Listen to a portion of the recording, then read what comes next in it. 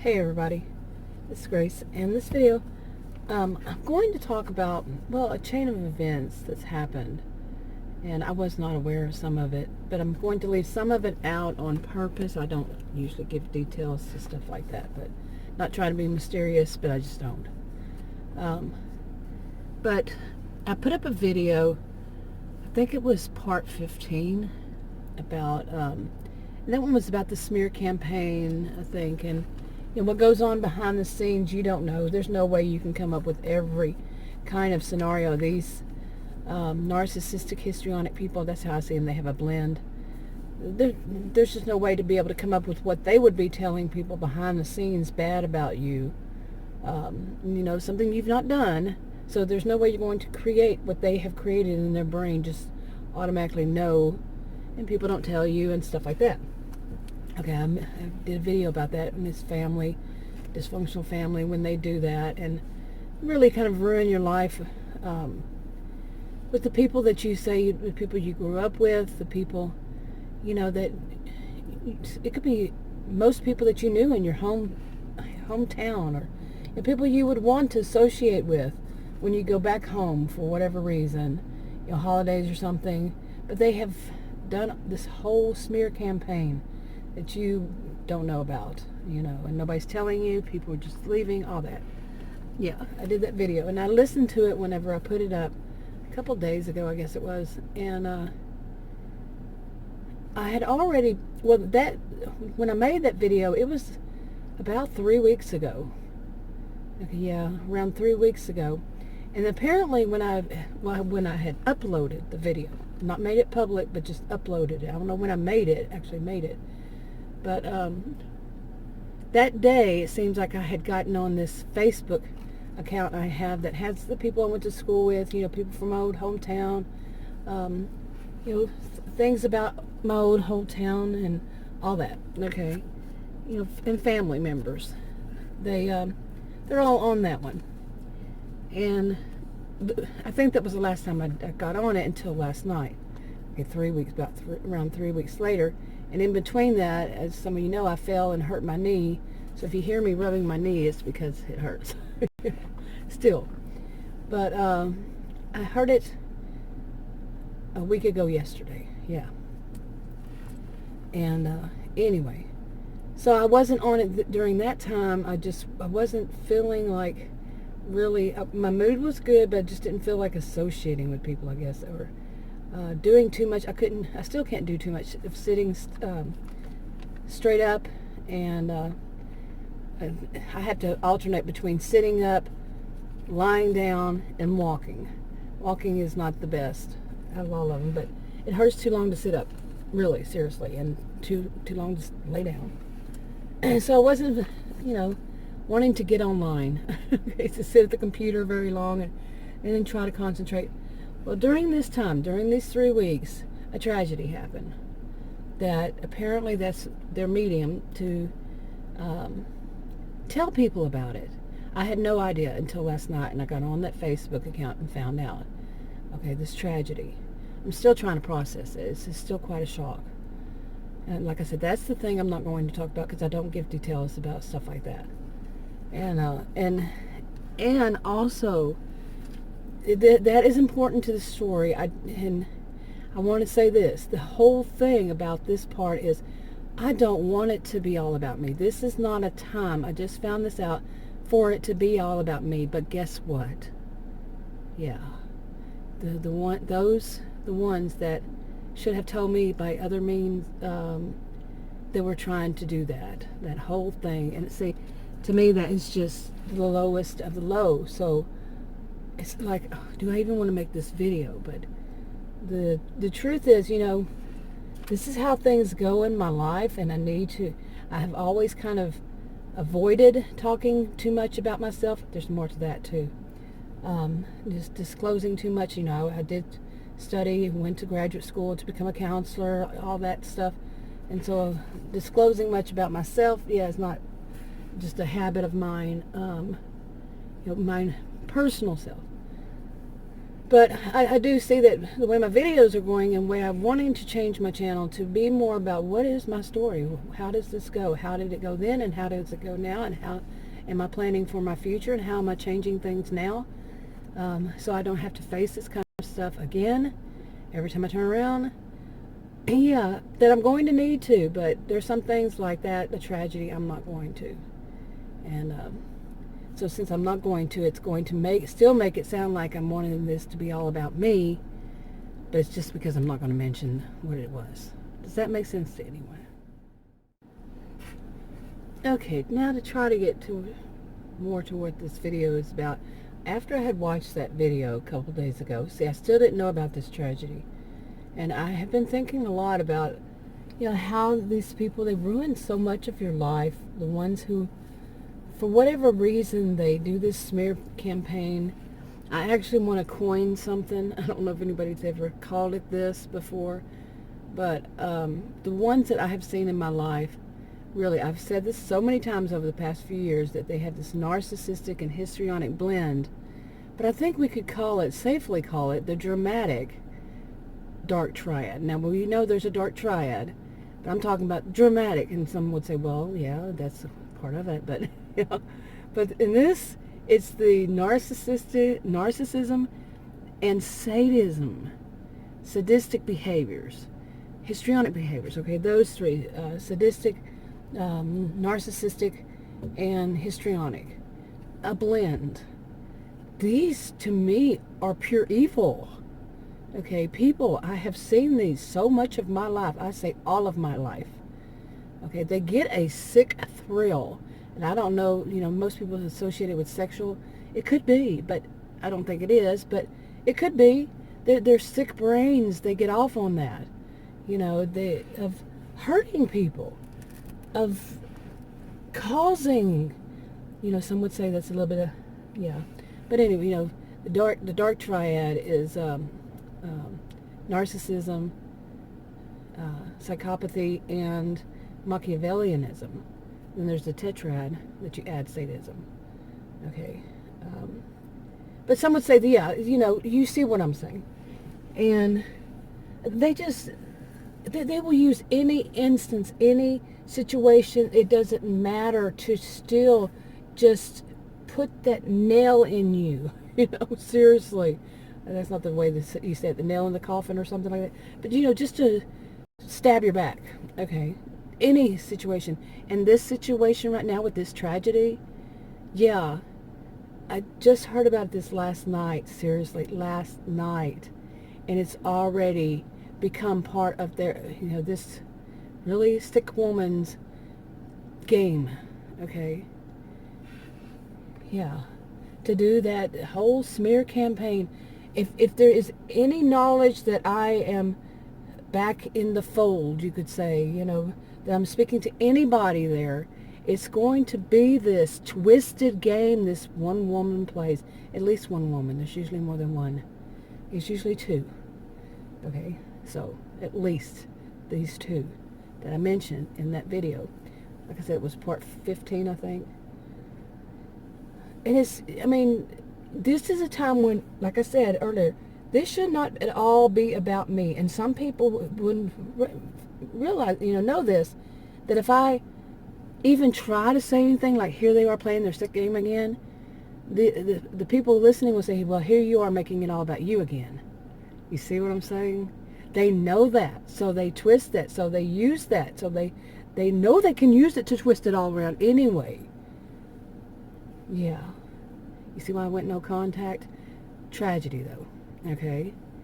But you see why I went no contact. And the person who does it is the one who contacted me and told me about the tragedy. Just so she could what? Is it just so she could?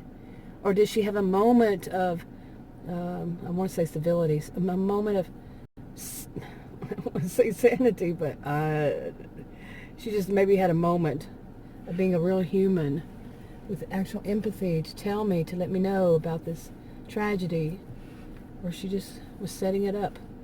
And yeah, like I said, the people, if I would say that to them, they would say, well, you're just making it all about you. Like I said, they would say that. So, anyway. So yeah, I've said this before. I use my channel to vent, to vent, a pressure release valve from this insanity that, dealing with these kinds of people all my life. Seriously, I say this. I've said this before. I'll say this again.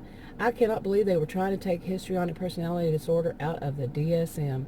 Seriously, this is what I see so much, and I know how research works, and that's not how research works. But I know it's just what I'm observing in my little corner of the world that doesn't make it across the board. And sure, if they don't see that much of it, well, that might be this or that. Or the change in the world today when so many people are doing these selfies, or the way that people dress, and I'm sorry, there's a problem working there. You don't take it out. They were thinking about it, but they didn't. But really, seriously, I don't know where other people, what is it like where other people live? They don't see the people who are dressed as provocative when they're younger. When they get older, it's just that they dress too young. Seriously, there's an appropriate. I'm not a no fuddy-duddy kind of person, never have been, And, but there is, when you're in your 50s and you're trying to dress like a teenager, really, I'm not the type to think that, I've mentioned this before, that when I first moved up from Austin, imagine Austin, Texas, to very liberal, open-minded, weird is good kind of thing, to Dallas, North Dallas. I should say North Dallas. Yeah, it's a different breed. North Dallas and above North Dallas generally tend to be more conservative people, and the attitude when I moved here I moved here the first time to stay, I should say. I was in my early 20s, and I moved from Austin, and they wanted me to dress, they want every woman to dress the same kind of way during that time, was black slacks and some dull, solid color shirt. You don't have a personality. You're no different. You're a robot. Men dressed in pretty much the same way as each other, too. It was no, okay, no. But this is the difference between the histrionics, is when they have different color hair. I don't know. They want to stand out. They want to be noticed, and they don't care if it's negative or positive. They just don't care. They want to be noticed, and they're going to do everything to be in the center of attention. They talk really loud, laugh really loud, look really loud, behave really loud, and embarrass the hell out of anybody who's with them who's not very loud or just a normal person. Yeah, that's not normal. That's just, I'm sorry, not normal. To all the bling, all the shouting, making sure everybody sees them. Oh, it's just disgusting to be around. It really is disgusting to be around. And me, I'm more of a plain Jane, and I think it's because I grew up with so many of these that I did not want to, in any way, shape, form, or fashion, or it was just my personality, just part of my personality, part of who I am, not to be loud. I said that loud. That was funny. My loud doesn't get very loud though, like theirs. But anyway, yeah. So some would say I'm just kind of like the opposite, but isn't that kind of standing out when you're not like the rest? But I really don't get it. I don't really know why they would, and the behaviors, the whole thing of they have to be, they'll have a little bit of empathy for a few minutes if something like a tragedy happens, for just a few minutes. But once it starts to look like, that person or that situation or the people involved are getting too much attention and not enough attention is on them, they go crazy to get that attention back on them. They'll go to extremes. Yeah. Okay, and really all of this, like I said, they're using this tragedy to get at me, but it's really to get the attention back on them, back on her in this situation. Like I said, there's usually more than one. That other one's kind of hanging in the shadows, but that other one's there. And it had caused me so much problem in all of my life, all of it. So I went no contact. What was it, 7 years ago? Pretty much no contact there's been, except for tragedy kind of thing. But really, I mean, like I said, they're using this. They are using this. I haven't even been able to process the tragedy. And it's already this whole thing of using this. And I really don't even want to see it that way. I want to be, I've done this in my lifetime. Try to say, no, there's no way anybody would take something like whatever kind of situation it was before, or this kind of situation. And, just to focus their attention on me to get the attention back on them. They just wouldn't do that. Nobody's that cold. Nobody's that, that cluster B. Nobody's that. Yeah. But it happens. It does happen. One was diagnosed with borderline personality disorder. I did not diagnose this person. I'm not diagnosing this person. Although in my mind I would say histrionic might sound more closer. That's just my view. That's my opinion. I could be wrong. But anyway, I'm still in pain, by the way, in case you're wondering. I did try to go out this weekend. I did go out this week, and I tried to.